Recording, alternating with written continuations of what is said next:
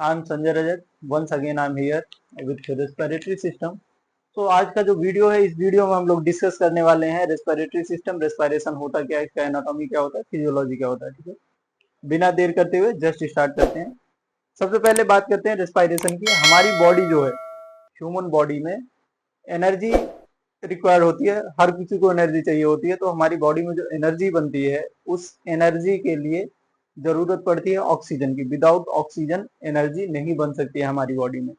अब ऑक्सीजन की जरूरत है, एनर्जी की जरूरत है, तो ऑक्सीजन डायरेक्टली हमारी बॉडी को टच करके एनर्जी नहीं बना सकती. उसके लिए भी एक प्रोसेस है, एक सिस्टम है.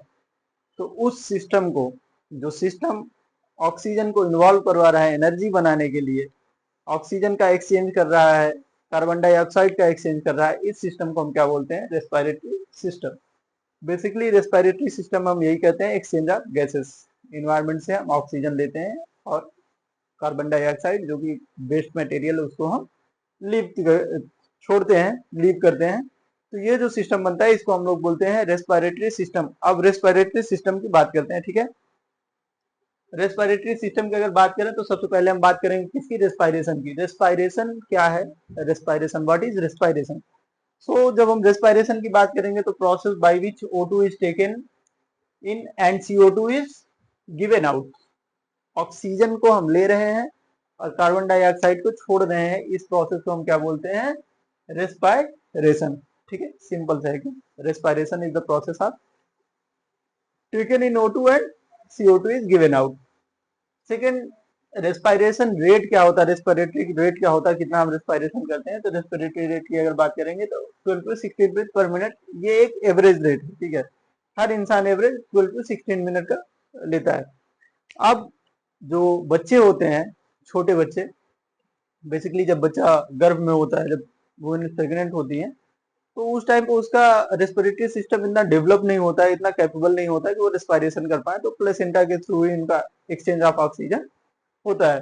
आफ्टर बर्थ, जब बच्चा पैदा होता है तो पहली बार वो रेस्पिरेशन करता है, पहली बार वो सांस लेता है या सांस छोड़ता है.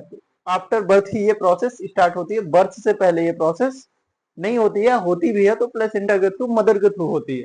ठीक है, नेक्स्ट, टाइप्स ऑफ रेस्पिरेशन की अगर बात करें तो रेस्पिरेशन बेसिकली दो तरह का होता है आपका. एक तो एक्सटर्नल और दूसरा internal. External respiration and internal respiration. External respiration की अगर बात करें तो exchange of respiratory gases between lungs and blood. Lungs और ब्लड के बीच में जो गैस का एक्सचेंज हो रहा है, इसको हम क्या बोलते हैं, एक्सटर्नल रेस्पिरेशन. लंग्स और ब्लड के बीच में. ठीक है, इंटरनल रेस्पिरेशन की बात करें अगर तो exchange of gases between blood and tissue. Blood और टिश्यू के बीच में जो गैस का एक्सचेंज हो रहा है, इसको हम क्या बोलते हैं, इंटरनल रेस्पिरेशन. तो ये रेस्पिरेशन के टाइप्स हो जाते हैं, इंटरनल एंड एक्सटर्नल. फिर से एक बार बोल रहा हूँ, internal blood and lungs. Lungs से ब्लड में जा रहा है तो ये इंटरनल है, सॉरी एक्सटर्नल है. And blood to tissue, blood से टिश्यू में जा रहा है, ये इंटरनल है. ठीक है, सेकेंड चीज जो आता है, फेजेस ऑफ रेस्पिरेशन. रेस्पिरेशन के कितने फेजेस होते हैं, दो ही फेज होते हैं आपका, इंस्पायरेशन एंड एक्सपायरेशन. इंस्पायरेशन की अगर बात करें, air exchange इंटर्स in the lungs from atmosphere.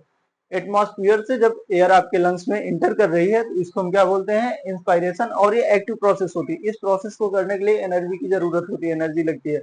जैसे हम सांस ले रहे हैं तो इसमें एनर्जी लग रही है. ये एटमॉस्फेयर से हम कहाँ पे ले रहे हैं, लंग्स में जा रहे हैं, हमारे एटमॉस्फेयर से लंग्स में जा रही है. ये जो प्रोसेस होती है इसको हम क्या बोलते हैं, एक्टिव प्रोसेस. एक्सपीरेशन. एक्सपीरेशन की अगर बात करें तो air leave the lungs to the atmosphere. Lungs से निकल के जो एटमॉस्फेयर में जा रही है, जो हम सांस छोड़ रहे हैं, इसको हम क्या बोलते हैं, पैसिव, सॉरी, एक्सपीरेशन. तो इंस्पिरेशन इनहेल करना, एक्सपिरेशन एक्सहेल करना. Inhale and exhale, inhalation and exhalation की जो प्रोसेस है इंस्पिरेशन एंड एक्सपायरेशन बोलते हैं. ठीक है, और ये वाली जो प्रोसेस है ये पैसिव प्रोसेस है, इसमें एनर्जी की जरूरत नहीं.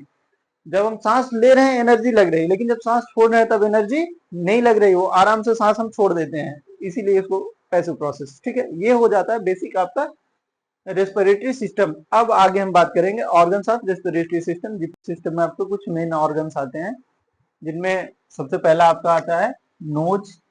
ठीक है, nose, pharynx, larynx, trachea, bronchi, bronchioles and alveoli, lungs, pleura, muscular muscle, breathe.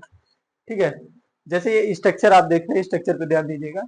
ये नेजल कैविटी, अगर मैं बोलूं नेजल कैविटी या फिर नोज, जिसके थ्रू हम क्या कर रहे हैं, एयर को अंदर ले रहे हैं, ये आपका नोज हो जाता है, एयर को अंदर लेने का काम करता है। नोज के बाद सेकेंड आता है फेरिंग्स। ठीक है, फेरिंग्स आपका क्या करता है, ये जंक्शन होता है, फेरिंग्स इज जंक्शन। किसका जंक्शन होता है, इधर से नोज का जंक्शन होता है, इधर से माउथ, माउथ और नोज दोनों का जो जंक्शन होता है, इसको हम क्या बोलते हैं, फेरिंग्स। थर्ड आता है लैरिंग्स। लैरिंग्स जो होता है, लैरिंग्स को वॉइस बॉक्स भी बोलते हैं। ठीक है, वॉइस बॉक्स, लैरिंग्स को क्या बोलते हैं, वॉइस बॉक्स। तो जो हम लोगों का आवाज निकल रहा है, जो वोकलेशन होता है, वो वोकलाइजेशन किसकी वजह से होता है, लैरिंग्स की वजह से। नेक्स्ट आता है ट्रैकिया। ट्रैकिया को हम विंड पाइप भी बोलते हैं, क्या बोलते हैं, विंड पाइप। तो ट्रैकिया से केवल एयर नीचे जा रही है, इसका बाकी कोई खास रोल नहीं है, ये एयर को ले जाने का काम कर रहा है, रास्ता है ट्रैकिया। ट्रैकिया के बाद आ जाते हैं ये दो, ट्रैकिया जो डिवाइड हो रहा है, ट्रैकिया दो पार्ट में डिवाइड हो जाता है, इनको बोलते हैं ब्रांकियोल्स। ठीक है, दोनों को एक साथ बोलेंगे तो क्या बोलेंगे, ब्रांकियोल्स। अगर सिंगल सिंगल बोलेंगे तो ब्रोंकाई बोलेंगे। तो ये दोनों क्या हो जाता है आपका, ब्रोंकाई। ब्रोंकाई के बाद ये जो ब्रोंकाई है, ये भी कई सारे पार्ट में डिवाइड हो जाते हैं, ऐसे ये जो छोटी छोटी शाखाएं निकली, इनको क्या बोलते हैं, ब्रोंक्यूल्स। ठीक है, ब्रोंकाई एंड ब्रोंक्यूल्स। अब एयर जो विंड पाइप से आ रही है, जो ट्रैकिया से आ रही है, वो ब्रोंकाई में जा रही है, ब्रोंकाई से ये छोटे छोटे ब्रोंक्यूल्स में जा रही है, और इन ब्रोंक्यूल्स के थ्रू कहाँ पे जा रही है, एल्वियोलाई। ये जो एल्वियोलाई है, ये करोड़ों की संख्या में होते हैं फेफड़े में। ठीक है, लंग्स में ये करोड़ों की संख्या में होते हैं, और एल्वियोलाई से ही फिर एक्सचेंज होता है लंग्स टू ब्लड में ऑक्सीजन का। ठीक है, तो ये एल्वियोलाई एक तरह से रेस्पिरेटरी सिस्टम की सबसे छोटी यूनिट है, स्मॉलेस्ट यूनिट है। तो ये हो जाता है आपका पार्ट्स ऑफ या फिर ऑर्गन्स ऑफ रेस्पिरेटरी सिस्टम। अब ऑर्गन्स ऑफ रेस्पिरेटरी सिस्टम के बाद हम बात करेंगे किसकी, रेस्पिरेटरी सिस्टम की बेसिक यूनिट्स, जिनकी वजह से पूरा का पूरा रेस्पिरेटरी सिस्टम फंक्शन करने में एबल हो पा रहा है, एक्सचेंज ऑफ गैसेस हो पा रहा है। ठीक है, तो जब यूनिट की बात करेंगे, मेनली इसमें दो यूनिट आ जाता है आपका। पहला आ जाता है पैरेन्काइमा ऑफ लंग्स।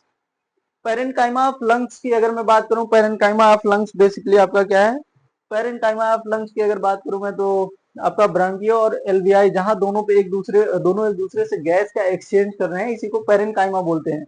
ये वाला जो पार्ट है, जैसे यहाँ पे ये छोटा सा ब्रांक्यूल्स गया है ना, ये छोटी सी जो ब्रोंकाई है, आप इस वाले स्ट्रक्चर में देखिए, ये छोटा सा ब्रोंक्यूल जो है, ब्रोंक्यूल जाके किससे मिल रहा है, एल्वियोलाई से। ये छोटे छोटे एल्वियोलाई है, तो जैसे ये ब्रोंक्यूल्स एल्वियोलाई से जहां मिल रहा है, इस वाले पार्ट को हम क्या बोलते हैं, पैरेन्काइमा ऑफ लंग्स। ये क्या होता है, terminal portion of respiratory system, respiratory system का टर्मिनल पोर्शन होता है, और यहाँ पे ये ट्रैकिया इससे मिल रही है, सॉरी, ब्रोंक्यूल्स एल्वियोलाई से मिल रहे हैं, और यहीं पे इन दोनों का गैस एक्सचेंज हो रहा है। ये एक दूसरे से गैस एक्सचेंज, मतलब एल्वियोलाई से इसमें, सॉरी, आपका ब्रोंकाई से एल्वियोलाई में गैस जा रहा है। तो ये वाला जो स्ट्रक्चर बनता है, छोटी छोटी एल्वियोलाई प्लस इसका ब्रोंकाई को, इसको क्या बोलते हैं, पैरेन्काइमा ऑफ लंग्स, और ये होता है आपका unit of respiratory system. Second जो रेस्पिरेटरी सिस्टम का यूनिट होता है या सहायक ऑर्गन होता है, उसको बोलते हैं रेस्पिरेटरी मेम्ब्रेन। अब ये जो छोटी सी ब्रोंक्यूल आ रही है, इस ब्रोंक्यूल से डायरेक्ट ब्लड नहीं जाता है, इस ब्रोंक्यूल से एल्वियोलाई में ब्लड जाने के लिए भी इनके बीच में एक मेम्ब्रेन होती है, पतली सी मेम्ब्रेन होती है, जिसको हम क्या बोलते हैं, respiratory membrane.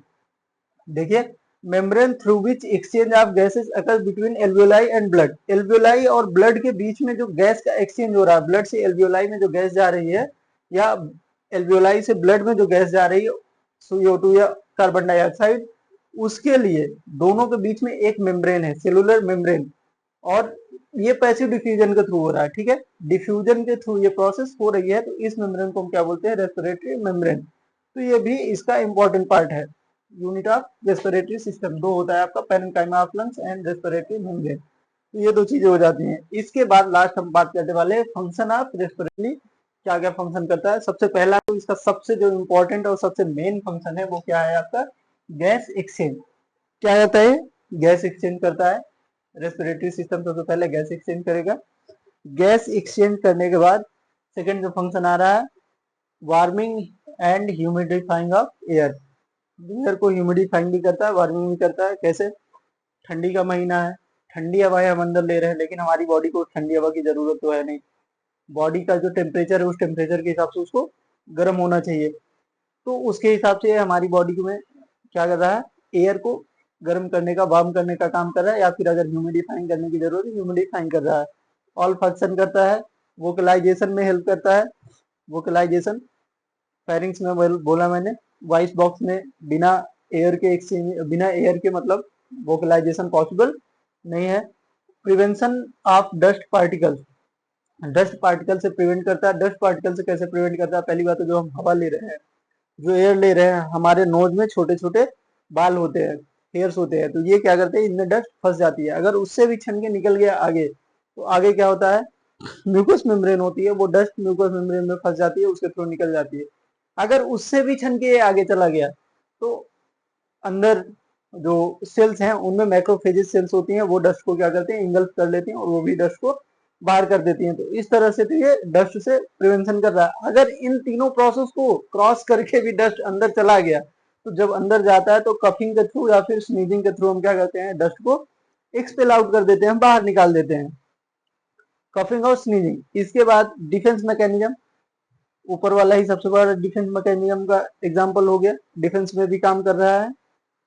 Maintenance of water balance, body में जो वाटर बैलेंस है उसको भी मेंटेन करने का काम कर रहा है आपका respiratory system by exchanging a gas. Regulation of body temperature, body temperature को भी रेगुलेट करता है, क्योंकि हम जो हवा ले रहे हैं या हमारे अंदर जो एनर्जी बन रही है, एनर्जी किसकी वजह से बन रही है, O2 की वजह से। अगर O2 ही नहीं होगी, एनर्जी ही नहीं बनेगी, तो फिर हमारी बॉडी का जो टेम्परेचर है वो कैसे मेंटेन होगा, तो इसमें भी ये रोल प्ले कर रहा है। Regulation of acid base balance, gases exchange होने की वजह से एसिड बेस बैलेंस भी बना रहता है, क्योंकि जब एसिडिटी बनती है तो एसिडिटी के साथ CO2 भी बनता है, तो उस CO2 को बैलेंस किया जाता है, तो एसिड बेस बैलेंस भी बैलेंस हो जाता है। इस तरह से इतने सारे रोल